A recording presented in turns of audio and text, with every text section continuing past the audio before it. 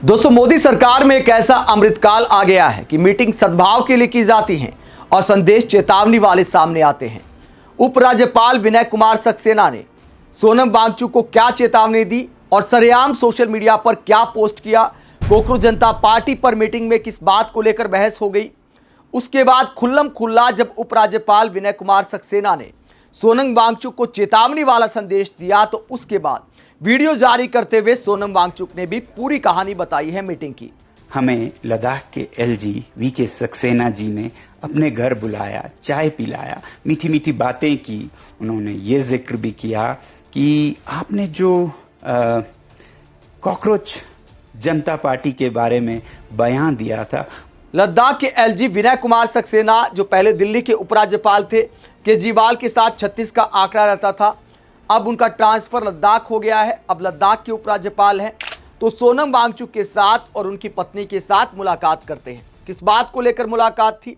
मोदी सरकार लद्दाख में सद्भाव बढ़ाना चाहती है, इसीलिए जो भी जानी मानी हस्तियां हैं जिनसे बातचीत करनी चाहिए, उनमें से एक बड़ी हस्ती है सोनम वांगचुक।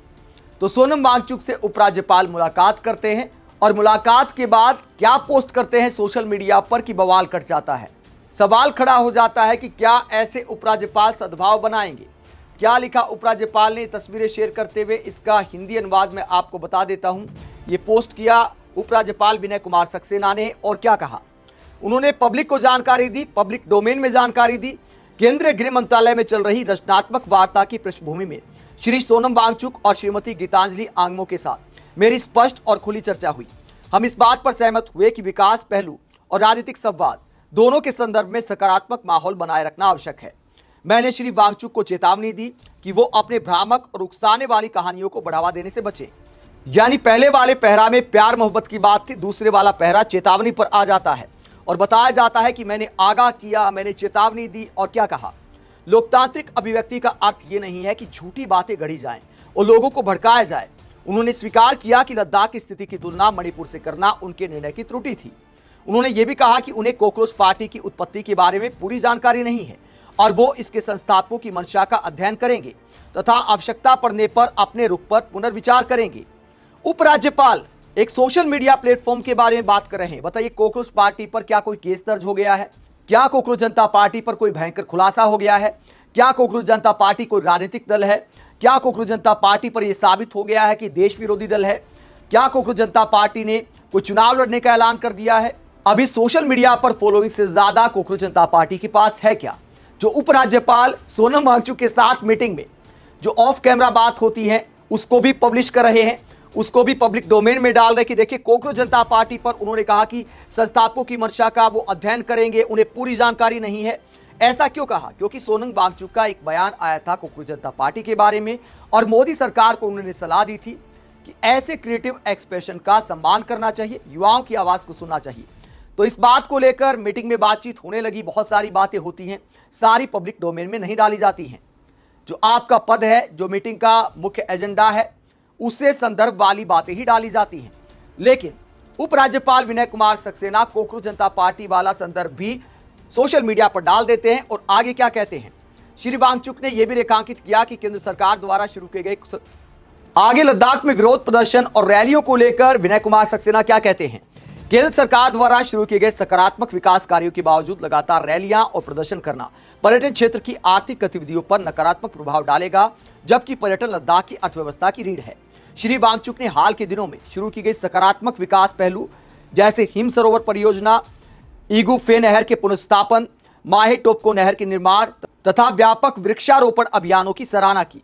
तो ये पोस्ट किया विनय कुमार सक्सेना ने और एक तरह से पब्लिक में मैसेज दिया कि मैंने सोनम वांगचुक को आगाह किया, इस बात को लेकर आगाह किया कि ऐसी भाषणबाजी ना करें जिससे माहौल बिगड़े, ऐसे रैलियां ना करें, ऐसे विरोध प्रदर्शन ना करें जिससे माहौल खराब हो। इस तरह की बातें जब सोशल मीडिया पर की और कॉकरोच जनता पार्टी को लेकर यह दावा किया कि सोनम वांगचुक ने इस बात को माना कि उन्हें कॉकरोच जनता पार्टी की पूरी जानकारी नहीं है, तो सोनम वांगचुक ने बयान दिया है। उपराज्यपाल पर क्या बोला है सोनम वांगचुक ने, वीडियो जारी किया है और मीटिंग की पूरी कहानी बताई है। और यह भी सवाल उठाया है कि उपराज्यपाल ने सोशल मीडिया पर ऐसा ट्वीट क्यों किया। उन्होंने उपराज्यपाल के व्यवहार पर सवाल उठाते हुए कहा कि क्या ऊपर से आका का आदेश आया था। क्या कहा सोनम वांगचुक ने, पूरी कहानी बताते हुए जरा सुनिए।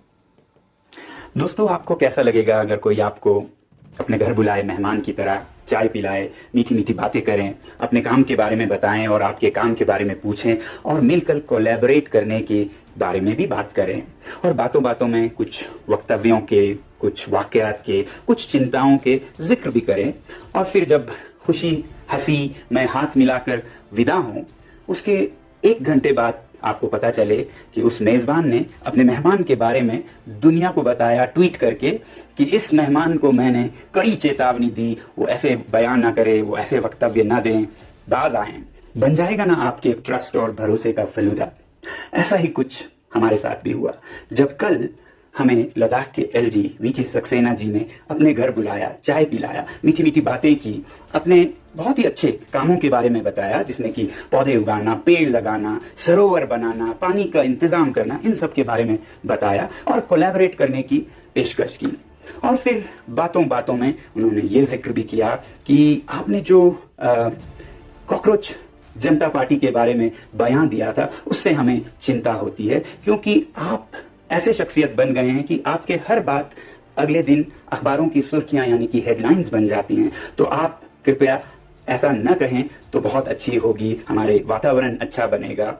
और मैंने उन्हें कहा कि देखिए, मैं इसे एक बहुत ही रचनात्मक क्रिएटिव एक्सप्रेशन मानता हूं युवा पीढ़ी का। सरकार को असुरक्षित या इनसिक्योर महसूस करने के बजाय उनकी बात सुननी चाहिए। अगर वो कह रहे हैं कि शिक्षा नीति में समस्याएं हैं, पेपर लीक हो रहे हैं और मिनिस्टर को रिजाइन करना चाहिए, तो उसमें बुरा क्या है? बल्कि उस बात पर उन्होंने रजामंदी की और कहा कि हाँ, ऐसा तो करना चाहिए, मगर जो बात है वो आपको नहीं मालूम है शायद कि ये जो कॉकरोच जनता पार्टी है, ये विदेशी ताकतों का साजिश है। इसके मेंबर्स भारत में कम और विदेशों में ज्यादा हैं। ये पाकिस्तान, बांग्लादेश और अमेरिका से चलाए जाते हैं भारत के खिलाफ। मैंने उनसे एक तरफ तो ये कहा कि इसका तो मुझे पता नहीं है, मगर मैं जरूर इसका स्टडी करूंगा, पता करूंगा और फिर दोबारा इस पे सोचूंगा।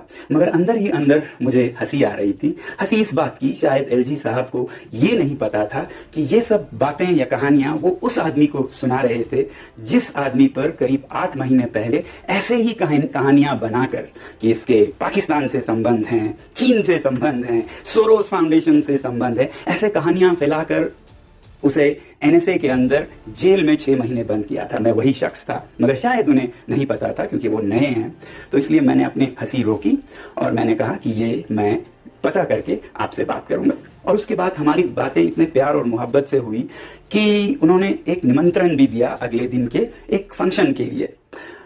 फिर जब हम वापस आए बहुत ही खुशी से, हंसी से, उसी के ठीक 1 घंटे बाद हमें दिखता है कि उनका एक ट्वीट आया है जिसमें वो मुझे फटकार लगा रहे हैं, लगभग कहते हुए कि हमने उन्हें ये चेतावनी या सीधी बात की उनसे कि वो ये ना करें, वो ऐसा ना करें, कॉकरोच जनता पार्टी के बारे में वो अपनी बयान को दोबारा सोचें। तब तो मैंने ये सोचा कि शायद एलजी साहब को दिल्ली में बैठे किसी आका को, बॉस को खुश करना था और उन्होंने अपना ये ट्वीट कर दिया और उससे वो खुश हो गए होंगे। इस बात पर रिएक्ट करके, प्रतिक्रिया करके मैं इसे और हवा क्यों दूं, और मैं आराम से सो गया। मगर सुबह उठता हूं तो देखता हूं कि वो ट्वीट उन्होंने अपने तक सीमित नहीं रखा, उन्होंने अखबारों में फैला दी। Times of India, Indian Express, सारे अखबारों में सोनम वांगचुक को एलजी लद्दाख ने चेतावनी दी और उनके एक माउथ पीस है इंडस डिस्पैच, यहां तक कहते हैं। तो मैं लद्दाख के एलजी साहब से कहूंगा कि आप अगर सच में लद्दाख में environment of mutual trust for meaningful constructive dialogue बनाना चाहते हैं, पीस बिल्डिंग और ट्रस्ट बिल्डिंग करें। और जहां तक कॉकरोच जनता पार्टी के भारतीय होने या ना होने का सवाल है, तो मैं ये आप पर छोड़ता हूं, कॉकरोचों पर छोड़ता हूं और खासकर कॉकरोच इन चीफ दीप जी पर छोड़ता हूं कि आप मुझे कन्विंस करें, साबित करें कि कॉकरोच जनता पार्टी के सदस्य भारत से ही ज्यादा हैं।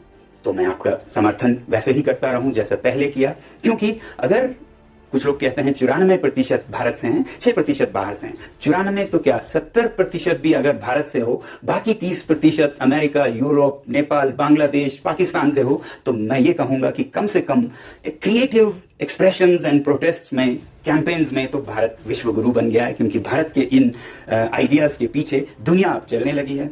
तो मेरा समर्थन आपको जारी रहेगा। मगर अगर ये साबित होता है कि भारतीय है ही नहीं, ये विदेशी ताकतें चला रही हैं, तो मैं सच बोलता हूं, मैं दोबारा सोचूंगा और सबसे कहूंगा कि दोबारा सोचें। तो इसलिए आप पर छोड़ता हूं, ये साबित करें। बस इतना ही। जय हिंद।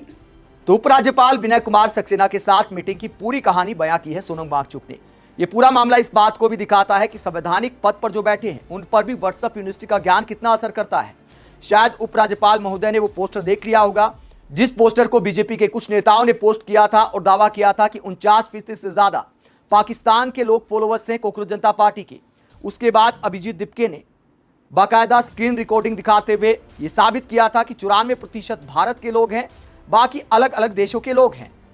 तो टॉप 5 में तो पाकिस्तान का नाम तक नहीं था। जो वीडियो दिखाया था अभिजीत दिपके ने, आप स्क्रीन पर देख सकते हैं। तो फॉलोअर्स को लेकर सबूत सामने रखे थे अभिजीत दिपके ने। लेकिन उपराज्यपाल मीटिंग में सोनम वांगचुक को समझाने लग गए कि भैया विदेशी ताकतों का हाथ है इसके पीछे, आप उनके समर्थन में बयानबाजी ना करें। उस पर सोनम वांगचुक ने अब जवाब दिया है। और सबसे बड़ी बात यह भी है कि क्या उपराज्यपाल को पीस मेकिंग के सिलसिले में, एक माहौल बनाने के सिलसिले में, पॉजिटिव माहौल बनाने के सिलसिले में अगर आप मुलाकात करते हैं तो क्या सोशल मीडिया पर इस तरह के शब्दों का इस्तेमाल करना चाहिए कि आपने जिन्हें मीटिंग के लिए बुलाया उनके बारे में सोशल मीडिया पर कहें कि मैंने उन्हें साफ साफ शब्दों में यह सुना दिया। क्या उपराज्यपाल को ऐसे शब्द लिखने चाहिए? आप क्या सोचते हैं? कमेंट बॉक्स में अपनी राय जरूर दें। साथ ही चैनल को सब्सक्राइब भी करें। नमस्कार।